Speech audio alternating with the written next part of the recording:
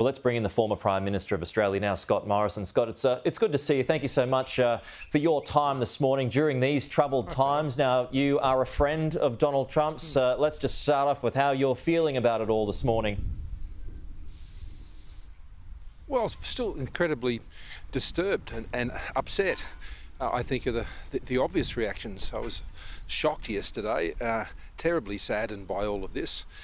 This is an awful, violent thing that has occurred in a country which are great friends of ours. And my thoughts also went to the American people who are going through a very difficult time and will continue to in the months ahead.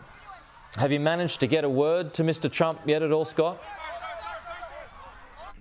I've passed on a message through an intermediary. I mean, at this time, obviously, he's very focused on Milwaukee coming up, amongst many other things. But, you know, it's a difficult time, I'm sure, for his family. I thought Melania Trump posted something very, very meaningful overnight here in Australia. And, I mean, she makes the point that, you know, when people look at others as if they're some sort of dehumanised machine, then, frankly, anything is possible.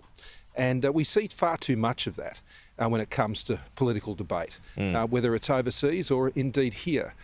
People are just reduced to narratives that are shallow and superficial to suit other people's motives, and they're repeated in the media, of course. And, you know, we don't know much about who this shooter is. The motives are very unclear. But what we do know is that something terribly violent has occurred, and a man has lost his life and a family is grieving. And this is a terribly sad and tragic event.